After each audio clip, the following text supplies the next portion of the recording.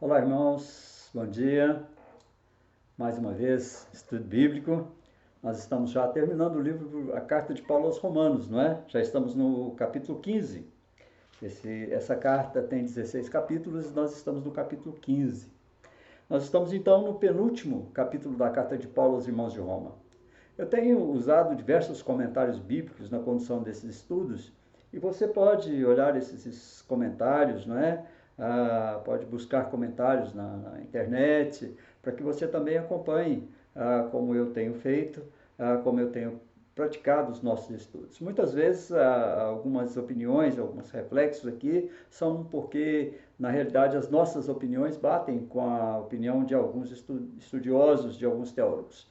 Algumas diversidades, algumas coisas que nós deixamos de apreciar nos estudos, talvez seja fruto mesmo da nossa vontade de dar aos irmãos uma visão pessoal a respeito do livro, dessa carta de Paulo aos Romanos, de todo esse contexto, de todo esse tempo em que nós estamos falando dessa carta maravilhosa que o nosso irmão Paulo escreveu aos nossos irmãos de Roma.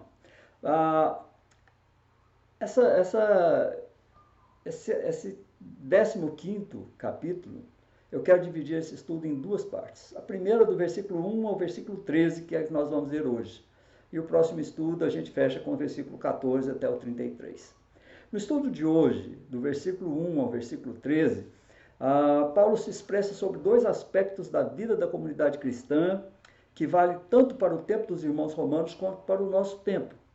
Quando nós observamos do versículo 1 ao versículo 6, Paulo descreve o que deve marcar de forma inconfundível uma comunidade cristã. Como ela deve ser? Qual é a sua marca inconfundível? Do versículo 7 até o versículo 13, Paulo descreve então a respeito do comportamento inclusivo, receptivo que essa comunidade deve ter. Então Paulo fala como ela deve ser e como ela deve agir, como a nossa comunidade cristã deve agir. Versículo 1 até o versículo 3 diz assim: Ora, nós os que somos fortes devemos suportar as debilidades dos fracos e não agradar-nos a nós mesmos. Portanto, cada um de nós agrade ao próximo no que é bom para a edificação, porque também Cristo não se agradou a si mesmo. Antes, como está escrito, as injúrias dos que te ultrajavam caíram sobre mim. Paulo começa falando dos deveres que nós temos como membros de uma comunidade cristã em relação aos outros membros da comunidade cristã. Os fortes na fé, aqueles irmãos mais maduros na fé, devem suportar, ou seja, devem conduzir, devem servir de suporte para os demais irmãos mais fracos, como se conduz uma criança. É assim que deve agir aqueles que são mais maduros. Infelizmente, nós vemos na comunidade cristã, muitas vezes algumas pessoas têm orgulho do conhecimento que têm. Isso é muito ruim. E depõe contra eles, porque essa marca de orgulho pelo que conhece, pelo que sabe, traz em relação aos outros mais fracos uma diferenciação que não deve existir na comunidade cristã. O pensamento dos fortes na fé deve ser sempre, não para si mesmo, mas pelos outros. Isso não significa uma submissão a heresias, a erros doutrinários e práticos, mas deve ser uma ação de amor com relação aos que são mais fracos. Ela deve estar sempre dirigida, a nossa ação deve estar sempre dirigida ao bem do outro, à sua edificação na fé. Não é a tolerância que tolera porque é muito preguiçosa para fazer outra coisa, não é isso. É a tolerância que sabe que um homem pode ser ganho muito mais facilmente para uma fé plena quando nós o cercamos de uma atmosfera de amor do que fazendo ataques com uma bateria de críticas, jogando sobre eles os nossos conhecimentos, aquilo que conhecemos da palavra. É muito mais fácil ganhar alguém pelo amor, e é isso que Paulo está dizendo. O corpo de Cristo, que é a igreja, deve crescer como comunidade, irmãos. Por isso, cada um tem a sua responsabilidade nessa construção. Cada um tem uma responsabilidade na edificação de todos, para que toda a comunidade chegue ao pleno conhecimento de Cristo. Todos pensem e ajam como Cristo pensaria e agiria em relação ao mundo e em relação a todas as coisas. A comunidade cristã deve evoluir para uma condição em que esse amor se estendendo de uns para com os outros, levem todos ao conhecimento pleno de Cristo, como Cristo agiria, como Cristo pensaria, com isso tudo com relação a todas as coisas. Paulo busca o seu pensamento, o apoio para o seu pensamento no Salmo 69, versículo 9, que é um salmo intitulado como Lamento do Messias, mostrando como Jesus suportou, por amor à igreja, os insultos, as injúrias e a maldade dos ímpios. Jesus suportou tudo por amor. Cristo não fez isso para agradar a si mesmo, diz Paulo, mas por amor aos eleitos de Deus. Ele se sacrificou na cruz do Calvário, dando sentido, ele conhece a morte, ele deu sentido à sua vinda, à sua morte, à sua ressurreição, para edificar o corpo, a igreja. Cristo não fez nada para agradar a si mesmo, irmãos, ele fez por amor. Portanto, diz Paulo, sujeitem-se uns aos outros no amor de Cristo. Se você é forte, suporte então os fracos, para que os fracos também cresçam. Quando nós olhamos para o versículo 4, ele diz assim, pois tudo quanto outrora foi escrito, para o nosso ensino foi escrito, a fim de que pela paciência e pela consolação das Escrituras tenhamos esperança. Ele fala a respeito da importância da palavra de Deus na vida da comunidade. Nós temos visto, irmãos, muitos ataques à palavra de Deus por meio de homens e mulheres que querem desconstituir a verdadeira igreja. A comunidade da igreja, a comunidade dos crentes, é a comunidade da palavra, com estudo diligente da palavra, não impondo à palavra a nossa opinião, mas tirando da palavra as nossas opiniões. São duas coisas importantes a respeito da palavra de Deus. A primeira é que ela nos dá um registro dos entendimentos de Deus como uma nação. Um registro que é a demonstração de que é sempre melhor estar bem com Deus e sofrer do que estar mal com os homens e evitar problemas. A história de Israel é a demonstração dos acontecimentos históricos. Em última instância, irmãos, ela nos diz que os bons vão bem e os maus vão mal. As Escrituras demonstram não que o caminho de Deus é sempre um caminho fácil, mas sim que no final é o único caminho para com tudo que faz a vida digna no tempo e na eternidade. O que queremos para nós, irmãos, nós devemos fazer ao próximo. É isso que Paulo está dizendo. Eu entendo, irmãos, que a palavra de Deus é de onde nós devemos tirar a nossa regra de fé e de prática. A palavra de Deus também nos dá grandes e preciosas promessas de Deus. São promessas de um Deus que nunca quebra a sua palavra. São coisas tremendas com as quais podemos sair para enfrentar a vida. Nesses caminhos, irmãos, as Escrituras dão ao homem que as estuda consolo em sua tristeza e estímulo em sua luta. Elas nos ajudam. Olha, tudo quanto foi escrito para que nós tivéssemos crescimento. Foi para o nosso ensino, para o nosso bem, para que tivéssemos paciência, para que fôssemos consolados, para que tivéssemos esperança. Isso Paulo está dizendo àquele povo para que eles entendam que a palavra de Deus era a única regra de fé e prática. Paulo fala sobre o mesmo sentir. Olha o que ele diz no versículo 5. Ora, o Deus da paciência e da consolação vos conceda o mesmo sentir de uns para com os outros, segundo Cristo Jesus. Paulo fala sobre o mesmo sentir de uns para com os outros. Trata aqui de pontos importantes para a comunidade cristã. Irmãos, uma exigência para a comunidade cristã é que ela preze pela sua integridade. Há pouco tempo eu reli um livro que eu gosto demais, e já falei sobre ele várias vezes. É um livro de Kevin Manoia, denominado O Fator Integridade. Nesse livro, o autor, ele compara a integridade humana a um iceberg, né? Aquele bloco de gelo flutuando no oceano. Ele diz que o principal, o mais forte, o que garante a integridade do iceberg não é aquilo que a gente vê, é a parte que está imersa no oceano, que é muito maior. O que nós podemos ver dele é algo insignificante, simples, pequeno. Assim, irmãos, essa capa que nós ostentamos não se sustenta sem uma integridade interior. Menos dia, mais dia, ela vai se desintegrar sem essa integridade. A integridade é o fator mais importante da vida humana. O que nós queremos para nós, irmãos, nós devemos fazer para o próximo. A esperança é um fator importante e decisivo na vida da comunidade cristã. A esperança cristã não é uma esperança barata. Não é essa esperança imatura, que é otimista, porque não vê dificuldades, não enfrentou experiências na vida. Ela não é isso. Pode ser que essa esperança seja prerrogativa do jovem, Mas os grandes pensadores e artistas não pensavam assim. Para eles, a esperança cristã é a esperança que já viu de tudo e já sofreu de tudo. Mesmo assim, tendo visto de tudo, tendo sofrido tudo, ela não se desesperou porque ela crê em Deus. Isso é esperança.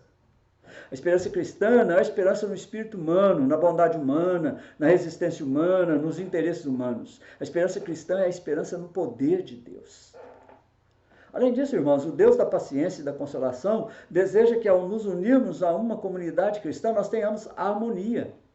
Se nós formos fiéis no sentimento de uns para com os outros, no suporte aos fracos, aos indecisos, certamente a harmonia será uma de nossas características. Por mais ornamentada que esteja uma igreja, por mais perfeitos que sejam seu culto, sua música, por muito liberal que sejam os seus ofertantes, se essa comunidade tiver perdido a harmonia, ela perdeu a antiga essência da comunidade cristã. É harmonia uns com os outros, irmãos. Isso não quer dizer que não haja diferença de opinião. Não quer dizer que não haja discussões, que não haja debates. Significa simplesmente que aqueles que estão na comunidade cristã resolverão juntos os problemas dessa vida. Eles estarão completamente seguros de que o Cristo que os une é bem maior que as diferenças que possam dividi-los. Olha o que Paulo diz no versículo 6. Para que concordemente a uma voz glorifiqueis ao Deus e Pai de nosso Senhor Jesus Cristo.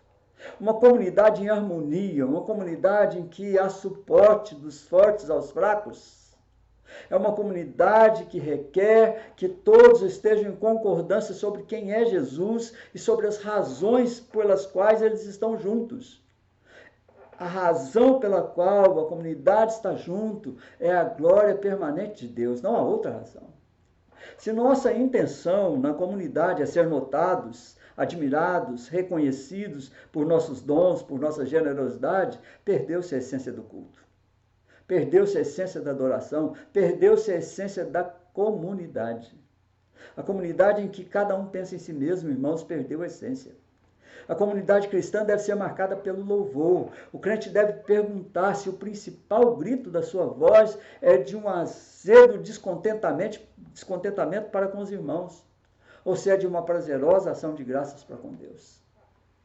Muitas vezes nós temos um grito azedo, de descontentamento de uns com os outros, e não da alegria de servirmos todos a Deus. Precisamos perguntar qual é a nossa razão para estarmos na comunidade. Não há possibilidade de se conciliar essas duas coisas. A Epícteto, ele dizia o seguinte: o que posso fazer, sendo eu um pobre, velho, aleijado, se não dar glórias e louvor a Deus? A única coisa que ele pode fazer é dar glórias e louvor a Deus. O cristão deve ter a alegria da vida porque tem a alegria de Deus, irmãos. O homem levará consigo suas dores, suas alegrias, mas estará seguro de que Deus fez com que todas as coisas cooperem para o seu bem. Essa é a razão da comunidade, é entender isso. Nesses 2 versículos, irmãos, toda a essência da questão é que a comunidade cristã deve tomar seu modelo, seu exemplo, sua inspiração e a sua dinâmica, a sua ação em Jesus Cristo. Jesus Cristo não se agradou a si mesmo. A situação que Paulo coloca aqui é do Salmo 69, versículo 10, e é significativo quando Paulo fala de suportar a fraqueza dos outros, ele usa a mesma palavra que se usa com referência a Cristo levando a sua cruz. Imagine, Cristo levando a sua cruz, Paulo usa a mesma palavra para definir a questão do suporte dos ricos devem dar, dos fortes devem dar aos fracos na fé. É bastazen. É Cristo levando a sua cruz, é o crente levando a sua cruz. Quando o Senhor da glória escolheu servir a outros, em vez de agradar-se a si mesmo, ele assentou o modelo que deve aceitar todo aquele que busca ser seu seguidor. O amor. O amor é o nosso modelo. O amor de Cristo pelos outros é o modelo do nosso amor pelos nossos irmãos. Não podemos abrir mão disso. Entender que na comunidade cristã nós não devemos procurar ser servidos, mas servir. Ser amados, mas amar. Ser exaltados, mas exaltar. A comunidade cristã, irmãos, foi feita para que nós sigamos fazendo aquilo que Cristo faria se ainda estivesse aqui. Quando nós olhamos então para o versículo 7 até o versículo 13, Paulo assenta o pensamento de que a comunidade cristã deve ser uma comunidade exclusiva de Deus, mas deve ser também uma comunidade inclusiva aos outros. Ela deve ser receptiva, deve viver alegremente a chegada de outros irmãos. Muitas vezes, irmãos, não vemos isso. Muitas vezes a nossa alegria parece que deve ficar restrita e qualquer outro que chega parece que faz um pouquinho de barulho, né? Atrapalha um pouquinho a nossa comunhão, aquela nossa conversa com os irmãos que nós desejamos, que nós queremos fazer. Mas a comunidade cristã deve ser inclusiva, deve receber todos aqueles que chegam, deve ser receptiva, deve ser alegre para receber cada um que chega. Paulo faz um último apelo a todos na igreja deveriam estar sujeitos uns aos outros. Os que são fracos na fé e os que são fortes na fé deveriam ser um corpo unido, sejam judeus, sejam gentios, porque pode haver muitas diferenças entre nós, irmãos, mas há um só Cristo. E o laço da humanidade é um só, é o de uma comum lealdade a Deus. As passagens que Paulo cita nesse texto são o Salmo 18, versículo 50, Deuteronômio capítulo 32, versículo 43, o Salmo 117, versículo 1, Isaías capítulo 11, versículo 10. Paulo encontra antigas previsões da recepção dos gentios na fé. Ou seja, antigas provisões, antigas previsões de que os gentios seriam ou deveriam ser recebidos na fé. Paulo está convencido que assim como Jesus Cristo veio a esse mundo para salvar todos os homens, todos aqueles que foram dados por Deus a ele, a igreja deve acolher a todos, não importa as diferenças que possam haver. Olha o que ele diz no versículo 7, ele diz assim: portanto, acolhei-vos uns aos outros, como também Cristo nos acolheu para a glória de Deus. Irmãos, nós precisamos repensar sobre quem éramos ao sermos encontrados por Jesus. Éramos pecadores, ímpios, merecedores de condenação. Foi nessa condição que Cristo nos acolheu.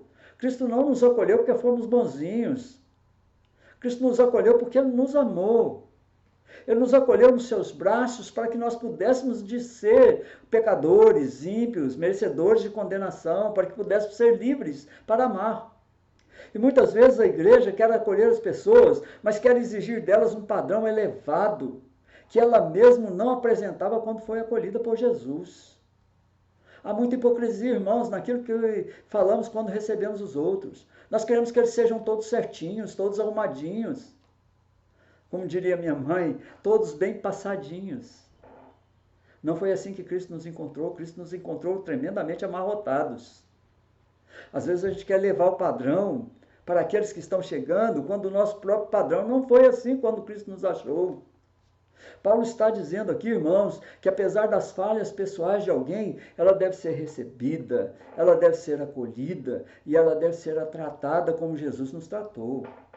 Olha o que diz versículo 8 ao versículo 13. Ele diz assim: digo, pois, que Cristo foi constituído ministro da circuncisão em prol da verdade de Deus, para confirmar as promessas feitas aos nossos pais, e para que os gentios glorifiquem a Deus por causa da sua misericórdia, como está escrito: por isso eu te glorificarei entre os gentios e cantarei louvores ao teu nome. E também diz: alegrai-vos, ó gentios, com o seu povo. E ainda: louvai ao Senhor, vós todos os gentios, e todos os povos o louvem. Também Isaías diz: haverá a raiz de Jessé, aquele que se levanta para governar os gentios. Nele os gentios esperarão. E o Deus da esperança vos encha de todo gozo e paz no vosso crer, para que sejais ricos da esperança no poder do Espírito Santo. Irmãos, temos a esperança. É fácil, à luz da experiência, desesperarmos de nós mesmos. É fácil, à luz dos nossos atos, desesperar-se do mundo. É fácil cair na cínica aceitação de uma situação sem esperança, ou em uma derrotada resignação quanto ao que nem os homens, nem o mundo poderão nunca ser melhores. É fácil cair nessa cilada, de que nada pode melhorar, de que tudo vai piorar. Na realidade, a Bíblia diz que os tempos caminham para o fim. Mas a esperança cristã, a esperança de Jesus no nosso coração, é que nós podemos viver melhor. Nós podemos ser melhores. Nós podemos ser encontrados em um estado de miséria e ser elevados a um estado que nós nem conhecemos. A esperança cristã, diz Paulo, Deus da esperança cristã, é algo que nada pode matar, nem as trevas podem escurecer. É a convicção de que Deus está vivo, irmãos. A esperança é a convicção de que Deus está vivo, está olhando todas as coisas. Nós não podemos desesperar de ninguém enquanto existe essa coisa, como a graça de Jesus Cristo. Nenhuma situação é desesperada enquanto exista o poder de Deus. A esperança precisa ser característica marcante na vida da igreja. Às vezes a igreja desanima. Olha, irmãos, o desânimo na igreja não pode ser mais forte do que o ânimo. Aqueles que contam apenas consigo mesmos ou apenas com o amparo das coisas materiais desse mundo, eles não vão sobreviver sem desespero. Mas os que esperam no Senhor se alegram e vivem a paz de Jesus Cristo. Nós temos aqui a alegria, encher de gozo e paz. Existe toda a diferença do mundo entre prazer e alegria. Arístenes fez uma estranha declaração de que ele quereria estar antes louco do que satisfeito. Seu argumento era de que o prazer é somente a pausa entre duas dores. A explicação é que a pessoa deseja algo. Essa é a dor. Aquele desejo, aquela dor de desejar e não ter. Quando ele obtém, o desejo é satisfeito. Há uma pausa na dor. Dá um tempo, ele fica feliz quando consegue. Ele desfruta aquele momento. Mas aquele momento passa. A dor volta outra vez, ele quer outra coisa. Essa é a forma que o prazer opera. É assim o prazer. Depois que temos, depois que usufruímos, vem a dor de querer outra coisa. A alegria cristã, irmãos, não depende das coisas que estão fora do homem. A sua raiz não está no homem, não está no homem, não está nas circunstâncias. Provém dessa consciência da presença viva de Deus vivo. A certeza que nada pode nos separar do amor de Deus que está em Cristo Jesus. Essa é a alegria cristã. Mas temos a paz. Paz no vosso crer, diz Paulo. Os filósofos antigos buscavam o que chamavam ataraxia, ou seja, uma vida sem qualquer inquietação, sem qualquer problema. Eles queriam, sobretudo, uma serenidade. Irmãos, nós devemos buscar a serenidade. Essa serenidade que é prova tanto dos golpes destrutivos como das pequenas moléstias dessa vida. Há duas coisas que tornam impossível a serenidade na vida do homem. Se ela é um desejo, se a serenidade é o que devemos buscar, há duas coisas que tornam impossível. Primeiro, a tensão interna. Irmãos, os homens vivem uma vida demente. Significa literalmente separar. Demente significa separar. Na medida em que o homem é uma guerra civil andante, dentro dele mesmo ele é uma guerra civil, na medida em que ele mesmo é um campo de batalha, na medida em que ele é uma personalidade dividida, não pode certamente haver ou ter serenidade, irmãos. Não pode. Um homem angustiado não pode ter serenidade. Um homem aflito não pode ter serenidade. Um homem angustiado, um homem desatento, um homem que luta o tempo todo consigo mesmo, que está dividido entre o que quer e o que pode, ele não pode ter serenidade. Mas só há um caminho para sair disso. É que o nosso eu saia para que Cristo governe o nosso coração. Quando Cristo governa o nosso coração, essa tensão interna desaparece. Nós submetemos tudo ao tribunal de Cristo. É Cristo que conduz. Cristo conduzindo a harmonia, a alegria, a paz, a gentileza, a suporte. Porque Cristo, através do Espírito Santo, opera continuamente no coração daquele que é converso. Então essa tensão interna, quando nós vivemos essa tensão interna, não há possibilidade de ter serenidade. Mas quando nós deixamos a tensão interna e colocamos todas as coisas nas mãos de Jesus e confiamos nele, essa tensão desaparece e nós apresentamos então um estado de plena serenidade. Mas além das tensões internas, em segundo lugar, a tensão externa. Há muitos irmãos, há muitas pessoas que estão acossados, pressionados, preocupados pelas oportunidades, pelas mudanças da vida. E é difícil não se preocupar, eu reconheço. O homem é caracteristicamente uma criatura que olha para frente, para imaginar, para temer. O único fim, irmãos, para essa preocupação é a total convicção de que, seja o que for que aconteça, a mão de Deus nunca vai nos provocar a um pesar que seja inútil. Sempre haverá algo de bom em tudo que acontece. Nós só podemos eliminar essa tensão externa quando nós cremos que Deus está agindo em nosso favor, haja o que houver, estejamos passando pelo que estivermos passando. Acontecerão, irmãos, coisas que nós não vamos poder compreender. Mas se nós estivermos suficientemente seguros do amor de Deus, nós podemos aceitar com serenidade até aquelas coisas que ferem o coração e confundem a nossa mente. E aqui também existe o poder. Estejais ricos da esperança e do poder do Espírito Santo. Aqui está a suprema necessidade dos homens. Não é, irmãos, que não conheçamos o bem. Não é que não reconheçamos o valioso. O problema é que quando se trata de agir, nós temos algumas dificuldades para fazê-lo. O problema é superar, conquistar as coisas, concretizar em atos reais da vida o que o Wells chamou de o secreto esplendor das nossas intenções. E nós nunca vamos poder fazê-lo sozinhos. Somente quando o ímpeto do poder de Cristo enche a fraqueza do homem, como diz Paulo, quando eu sou fraco é que eu sou forte, quando o poder de Deus entra em mim, é que eu posso governar a vida como ela deve ser governada. Nós precisamos aprender que a gente não pode fazer nada por nós mesmos. Nós somos falhos e fracos para com Deus, e com Deus todas as coisas são impossíveis. Lucas 1,37 diz que para Deus não há impossíveis em todas as suas promessas. Eu quero concluir, irmãos, esse estudo, desses 13 versículos. Nós vimos neles uma importante dissertação de Paulo, a compreensão do que significa mesmo ser uma igreja. Primeiro, para ser uma igreja, ela deve apresentar algumas marcas do seu relacionamento com Cristo antes de pretender relacionar-se com os outros. Ela precisa apresentar nela mesma algumas marcas antes de querer se relacionar com os outros. Ela precisa apresentar uma marca de consideração de uns para com os outros, o estudo sistemático da palavra de Deus, a integridade pessoal dos seus membros e da comunidade toda sem hipocrisia, a esperança de que Deus é Senhor e que ministra na vida da comunidade, a harmonia que a distingue das outras organizações humanas e o necessário e contínuo louvor e glória a Deus. São marcas que a igreja deve apresentar. Mas ela deve ser caracterizada, irmãos, por ações concretas que elevam a sua centralidade na pessoa de Cristo como modelo da prática cristã.